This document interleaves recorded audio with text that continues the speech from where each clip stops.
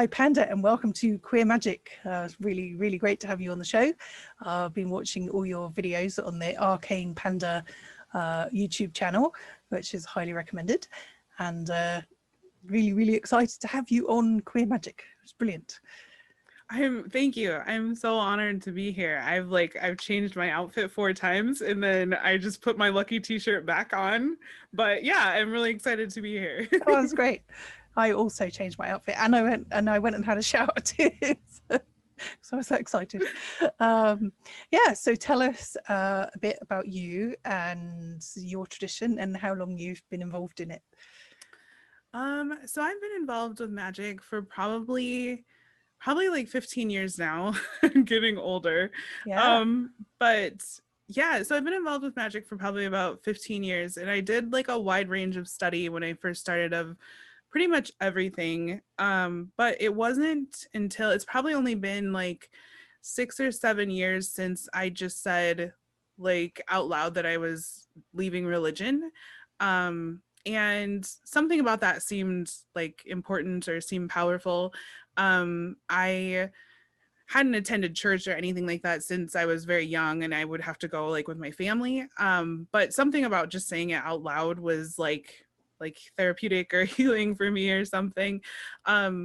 Because yeah, I just kind of struggled with religion and them telling me that, like, you know, being queer and that kind of thing. Because like I live in a very rural, very Christian area, very traditional area. And so yeah, so something about that seemed very strong or empowering. And so that's only been like 6 or 7 years since I just said it to no one. I guess I just said it out loud, you know, but that seems like it was an important milestone or realization. But yeah, so I did a wide range of study, but because of kind of like the trauma that I held around religion, I was like, I learned about Wicca, but I was like, no, thank you. And I studied the Lemma, and I was like, no, thank you. And I studied chaos magic, and I was like, okay, no, thank you. You know, and I just studied all these different things that I was like, but yeah, now being older and after looking at all those things, it's kind of like an eclectic mix that I go through. But I always tell people that like nature is my religion, and that's mostly what I focus on. I do a lot of my rituals around the moon, and the moon energy, but mostly, yeah, I'm just out here like talking to plants and taking care of bees and that kind of stuff, just trying to live like zero waste and honor the earth and that kind of stuff. So Yeah. Oh, yeah. I saw your zero waste video. That was really cool. That was good. Yeah. So tell us a bit about your position on the queer landscape or your queer identity. So my pronouns are she, her, and then I identify as bi. Cool. I'm a they them, and I'm bi as well, and non-binary. So yeah, so I was going to ask about how your tradition accommodates your queerness, but as you're forging your own path, obviously Yeah, it does. that's nice. The bees don't really care. Yeah, that's great.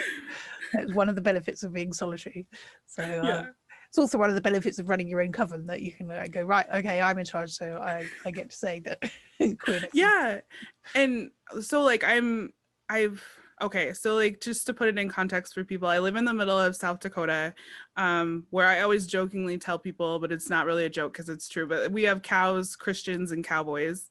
And I went to school from kindergarten until the time I graduated high school with the same 24 kids, like 24 kids in our class. Oh. So just very small, very rural. So there's not a lot of people here that have, you know, like different beliefs or are interested in witchcraft. But I do within the state, there is a coven called Sacred Hills that is like 4 hours away from me. And I'm just friends with a lot of people. So like growing up and like going through college and stuff. So when I was in college, I played roller derby. And so I met a lot of the roller derby girls there. And then there was just like this weird like intersection. Like I also really like burlesque. And so there was like, I'm from the roller derby girls, and I met the burlesque people, and then it was met the rest of the witches. And so we're all just like this big group of like performing weirdos. And That's awesome. yeah. And so, yeah, and so that's how I met the people that are in the coven out there. And so like we did get together to do a baby blessing last year, like before COVID and all this. And so I took my son because we all had babies around the same time. And so we did do a big baby blessing ritual, which is, you know, more traditional for Wiccan. But I did join in for that. So like I do participate in some things with the coven, but like I'm not an actual part of their coven. And but yeah, but I appreciate them, and it's nice to Yeah. get to see them. That's nice. Well, it's nice to have that community, isn't it? Yeah. I love that about the roller derby and the and the burlesque though. It's like your life sounds like the plot of a Sean M. Maguire novel. Oh my gosh. Yeah. I don't know. I've just always been drawn to different things. And so then Yeah. Way cool. like we had the pandemic, and so we're all like isolated and this and that. And I was pregnant when it started, and I was like, now that I'm old and I have back pain and I'm 9 months pregnant, I think that now is a really good time to start fire twirling. And so that's what I've started. That's what I picked up during the pandemic. So sometime I'd like to make a video or a YouTube video about that, but we'll wait till I get better and stop setting myself on fire. Sorry, fire twirling. Oh, like juggling type of. Yeah. Yeah. Oh wow, that's pretty cool. Yeah, I wait that video with interest. That sounds good. Awesome. Yeah. So well, yes. Definition of queer magic. That's a tricky one. Oh, so I'm sure, I mean, it's different for everyone. For me, I feel like the definition of queer magic is like living and creating and just being from this place of like complete like love and acceptance and everything that comes out of that. Because it's almost not everyone, but so many of us like go through these parts where we're trying to kind of like deny a part of ourselves, or we're struggling with it, or we're struggling to identify what it is, or to accept certain things of ourselves. And once we do, it's almost like unlocking this other potential or this other energy that had been shut down or had been denied or turned away. And so I just feel like queer magic is that true acceptance and self-love, and then creating and living from like that space, because it's so powerful and strong. And I don't know, does that make sense? No? Yes, I think that's a beautiful definition, and I really like it. It's great. Like what's been great is as I've been doing these interviews, like everyone's come up with a slightly different definition, and each one I've gone, that's so true. I love it. So, but I love yours. That's great. Like the place of authenticity thing. That is so important. Like being yourself and being able to just live from that place and not kind of conform to somebody else's expectations or whatever. So yeah, I love it. It's really good. Cool. What is your definition of queer magic? Oh, so mine is kind of like about I guess it's to do with the sort of liminality of it, that as people who have been marginalized, we can walk the fine line between one realm and another realm, and that's why we're so good at magic. I love that. Yeah. But yeah, like both things are true, right? So, yeah. Because if you weren't being true to yourself, you wouldn't be able to find that magical connection either. So yeah, that's perfect. So cool. Okay, so do you have a favorite book or on queer paganism, magic, witchcraft? Well, I do. I really liked the oh gosh, now I'm anxious and I'm not gonna be able to remember.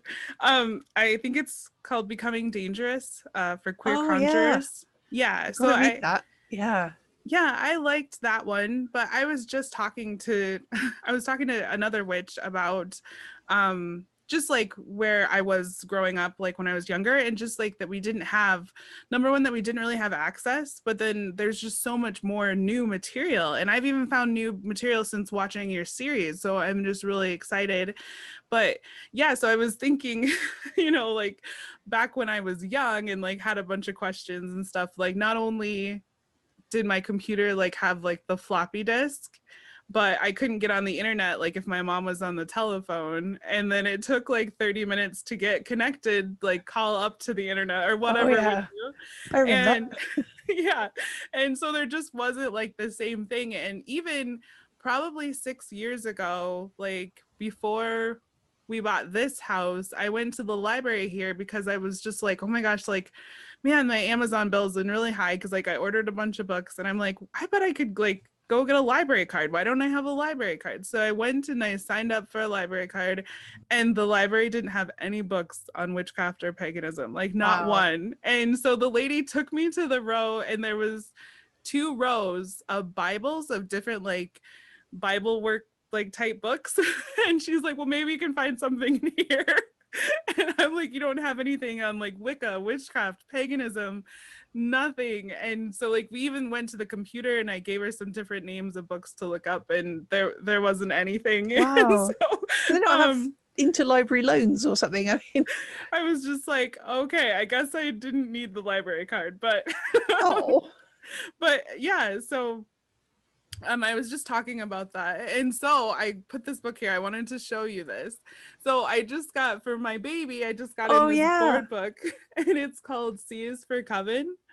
That is so cute. Yeah. Yeah. And so like, it just blows me away, like what people have now and what's being created.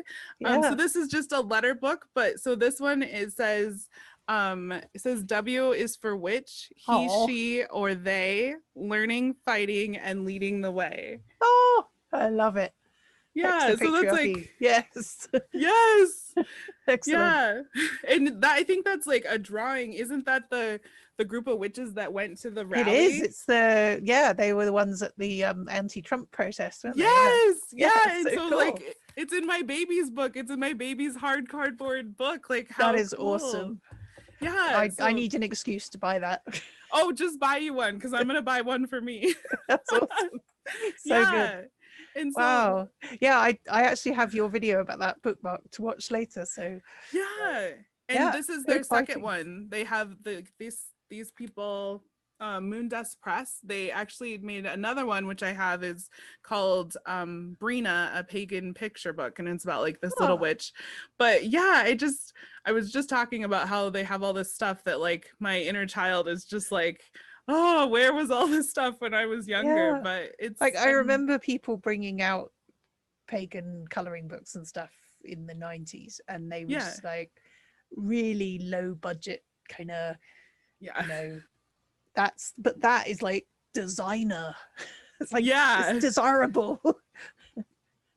I know. And I'm just like, so I'm really thankful and grateful for all the new resources that we have and all the things that are coming out for all different ages of people that are interested.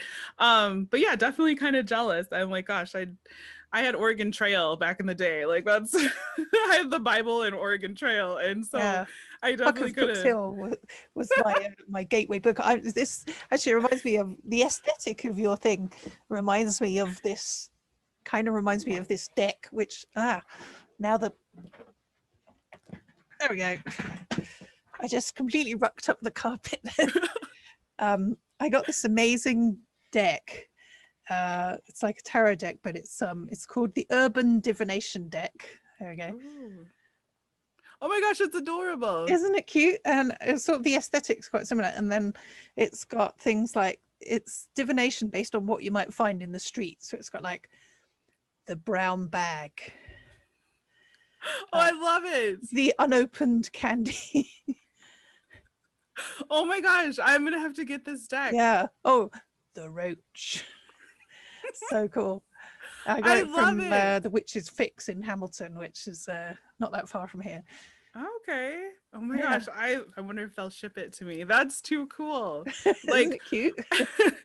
This is too weird, but one of my favorite decks, it's called I think it's called the Suburban Night deck, and it is just, it's a divination deck from totally normal things. So it has like a cup of tea, and then one of them is bills, and like the other one is a fence. And, oh wow. And so like it seems weird, and when I was just like, this is weird, but then I'm reading the book and like going through it, and then even I was standing drinking my tea, watering my plants, looking at outside of my fence, thinking like, oh, I need to paint it. And then I got to thinking about like the book and what the book talks about, boundaries, and like how you protect yourself and protect your energy. And then I was like, damn, that is a good deck. That is really good. Yeah. Yeah. I also got the spiritual as fuck cards, which are hilarious, and they you pull it out and it's like a, you know, kind of an affirmation for the day, but they're suitably sweary, and which is great because I'm like, you know, some of the spirituality stuff I find new agey, and it's like, yes, spirituality with swearing. Yes, yeah. Sometimes there's too much flowers. Like sometimes Exactly, you just yeah. need, And this is really like in your face. It's really good. I love it. Pretty cool. Yeah. So the other thing I was going to ask about, so your YouTube channel has many fab things on it, including your upcoming project. So tell us about your upcoming project, which is very exciting. So I am launching a series called Witch Hunt. And it's really, really awesome. What I'm aiming to do is to basically bring together witches from all around the world with all different pasts that study all different kinds of magic of all different ages. Because I definitely feel like there's this collective awakening and there's a lot of influx of new witches. And I just think if we can connect everyone, that it'll be witches that can change the world. And this next generation has just a much better hold on social issues, racial issues. They're aware of themselves. They're not afraid to just, they're empowered, and it's just beautiful. And so I wanted to create this series. So the name of the series is like a reclaim, because like I love a good reclaim. And so basically each episode will be like a trial.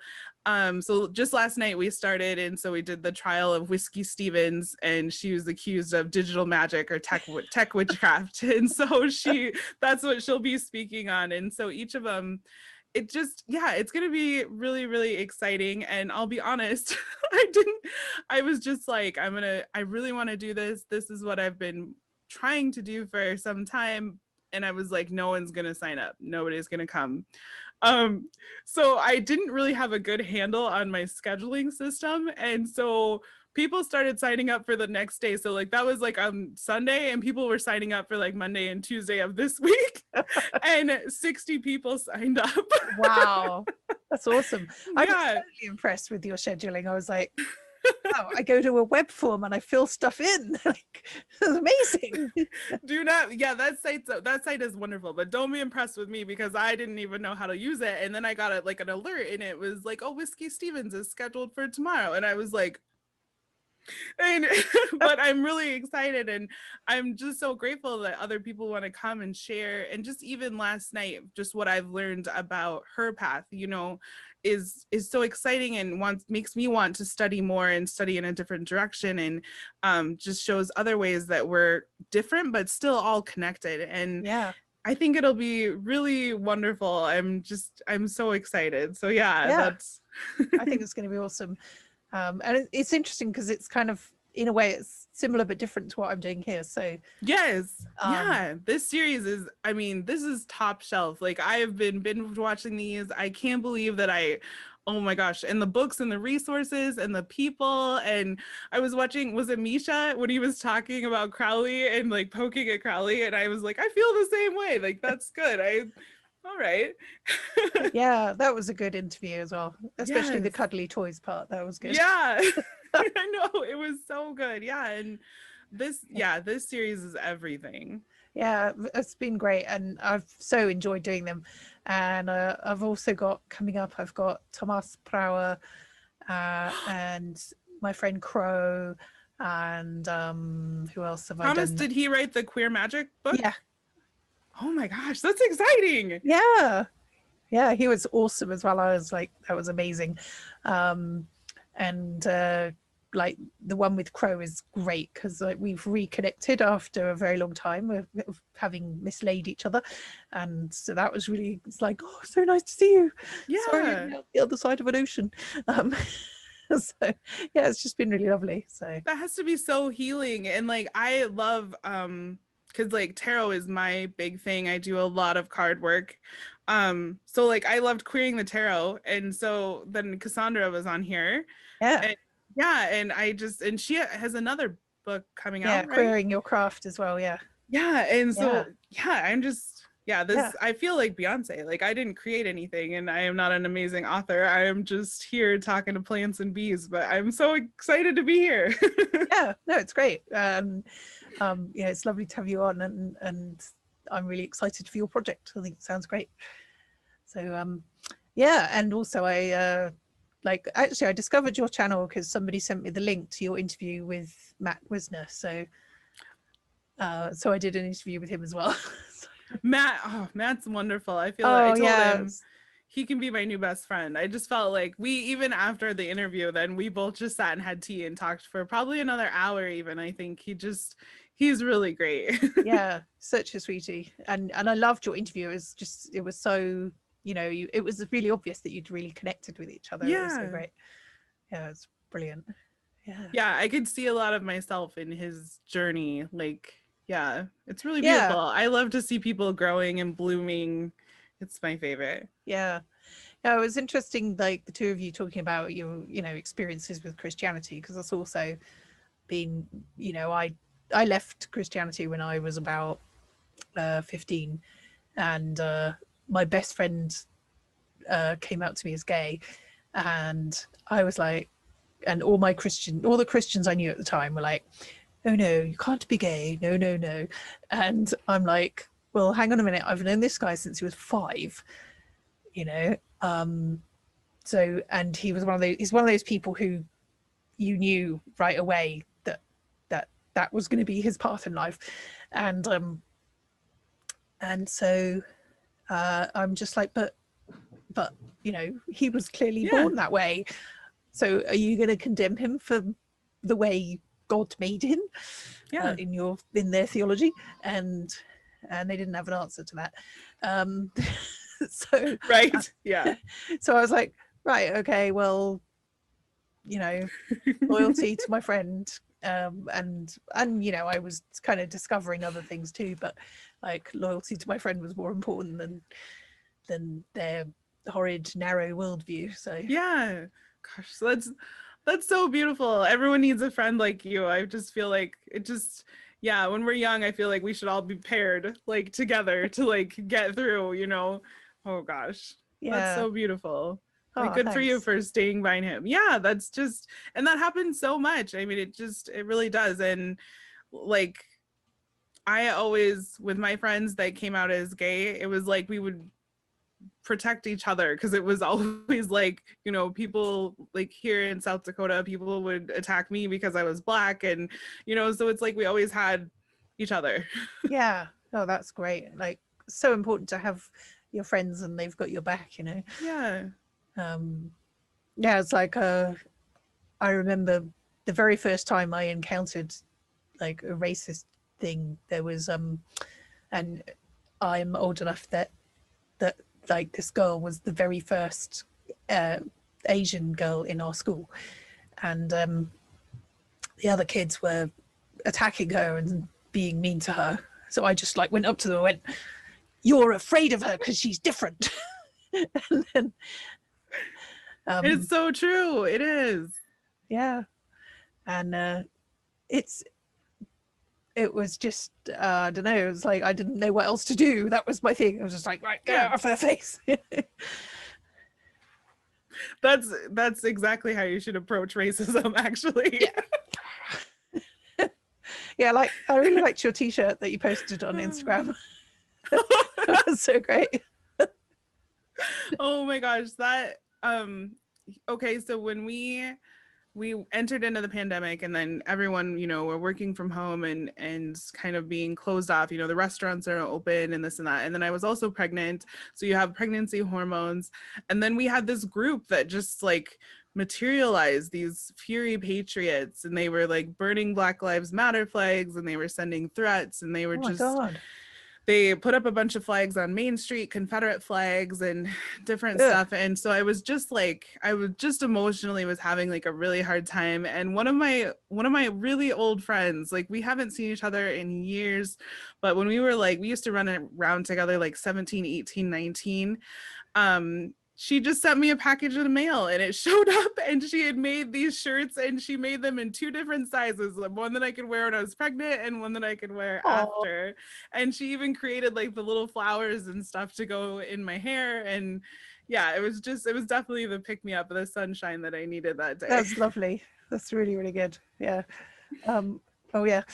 I haven't actually had a chance to wear this yet, but here we are.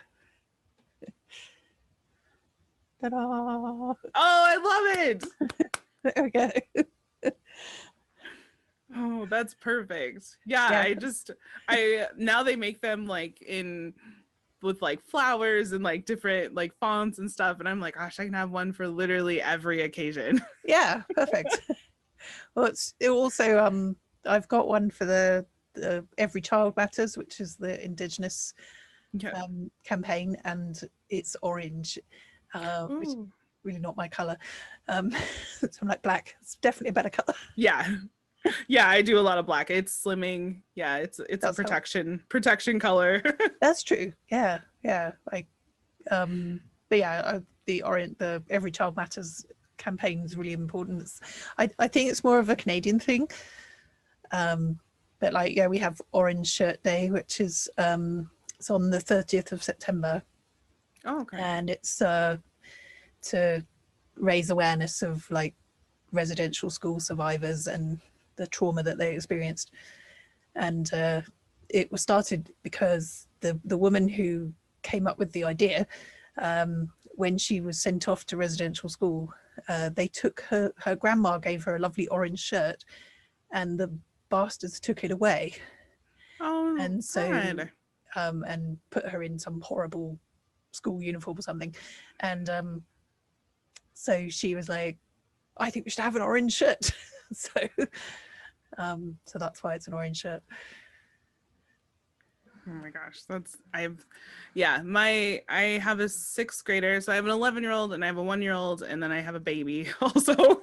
It's a little crazy around here, but yeah, so they're only in the 6th grade, and I always think that like kids aren't there yet, like we're not dealing with it. He's not dealing with it yet, and that's very ignorant of me, because he came home the other day and he said that one of his classmates stood up in front of the class and announced that she does not support Black Lives Matter. And I was like, why? Like, what were you guys talking about? Like, you guys are 11, you guys are in the 6th grade. And he's like, she just stood up and told us, like, we just needed to know. I'm like, oh gosh, okay. Wow. It's here, we're dealing with it. So yeah, wow. Yeah, I mean, like, I don't know, like when they're 11, you kind of think, was that the parents or was it the child, you know? Yeah. I mean, when I was 11, like I don't know, but it probably does come from the family, but like when I was 11, I was like worried about like my Lisa Frank Trapper Keeper, and you know what I mean, like my jelly shoes and my pogs. Like, but yeah, I don't know. Yeah, I mean, I think I was about 11 when the incident with the first Asian girl in school happened. So maybe 11 or 12. No, I think maybe, yeah, it was middle school. So I was 11. Yeah. But yeah, I definitely think that, you know, it would be nice if we could shelter children from the racism of adults for as long as possible. Yeah. Yeah. What you can do about other children is another matter, I suppose. Yeah. I had a question that maybe you don't know the answer to, but I'll ask you because you write books. So is there a way, how do you make a book or like get a book to come out as also an audiobook? That's a good question. I don't know, because none of my books have been made into an audiobook. But I think, I don't know, don't they get like an actor to read the book? I don't know. Yeah, I don't know. I'll have to get Matt Orin on here and ask him, because I think Psychic Witch has been made into an audiobook. Yeah, they're just it's probably like 4 or 5 years ago I went through a trauma, and so it's easier for me now after, it's like a trauma response, but it's easier to retain information like listening to it. And but like there's not a lot of the witchcraft books have been made into audiobooks, and I just didn't know if there's like not a demand for it, or if you have to like ask someone, or if it's, I don't know how it works. Yeah, I think it's that like the sales turnover of books is quite small, and obviously you have to pay the actor to read it, Yeah. Or the author has to read it, and therefore there's just not the I mean, when you do like Audible on like a Kindle or something, I think that has, I mean, I suppose there's a sort of get it to read it out to you option, but then that would be a bit tinny, wouldn't it? Like it's I don't have a Kindle. Like maybe I need to level up. Maybe I need a Kindle. Yeah, I don't like reading magic books on Kindle though, because I like to be able to kind of go, oh, I'm gonna go back to that exercise on page whatever. Yeah, I can't do that as well on a Kindle. Yeah, I love, this sounds weird now that I went to say it out loud, it sounds weird, but I love the smell of books. I love like the way books smell. I love the way they feel. Like I love books. Like there's nothing as calming to me as like being able to walk around a huge bookstore, or even an old bookstore, an antique bookstore, and just touch books. Yeah. Yes. Well, just look behind me. Yeah. So yeah. That's a small part of the collection. There's more in the bedroom through there. There's another bookshelf to my left, and then there are quite a lot of. Oh, you can't see the DVD shelf from here, but the DVD shelf is just to my left as well. So. I think there's like a name for, is it bibliophile or like bibliomancy? Like when you're I think there should be a whole new level for me. I'd be like the biblio addict.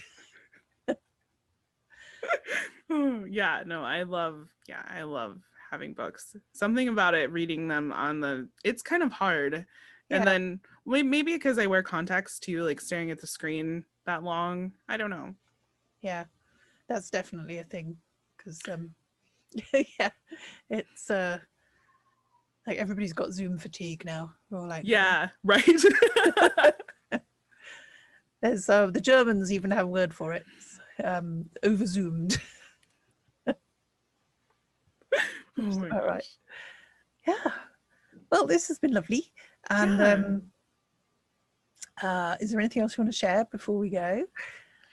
So just tell everybody to check out Panda's YouTube channel, Arcane Panda, which is very good.